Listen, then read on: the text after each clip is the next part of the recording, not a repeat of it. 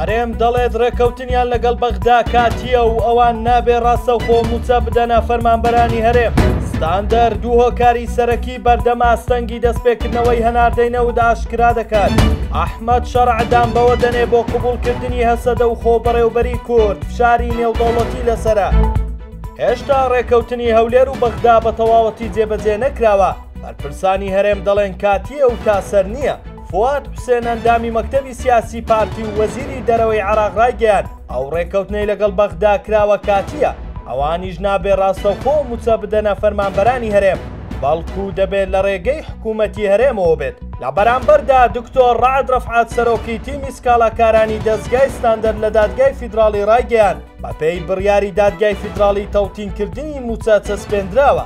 موچە ڕاستەوخۆ دەچێتە سەر هەژماری فەرمانبەرانی هەرێم ناگلەڕێی حکوومەتی هەرێمەوە. ئەوەشی ناوێ ئەوە جێبەجێ بکرێ ئامانجیەتی کێشەی موچە خۆرانی هەرێم چارەسەر نەبێت.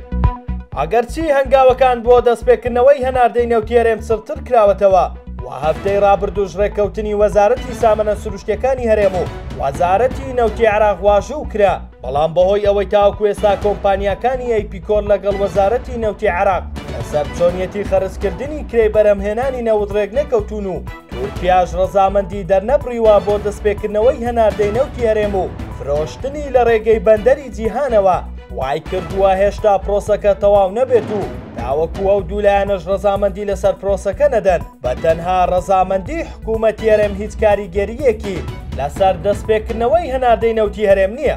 ئەو پێی ئێستاکە نەوتی هەرێمی کوردستان کۆمپانیاکان بڕیاری لەسەر دەدەنەوە حکوومەتی هەرێم.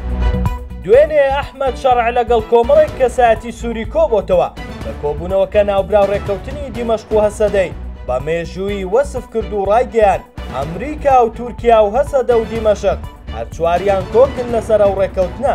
ناوبراودانی بەوەشدانا کە فشاری نێودەوڵەتی هەیە بۆ ئەوەی دۆسیەی هەسەدە و کورد لە باکوور و خۆرهەڵاتی سووریا بە باشی چارەسەر بکرێت. کۆمەڵگەی نێودەوڵەتیش لەسەر چارەسەرکردنی ئەم بابەتە لەسەر خەتە لەگەڵیان.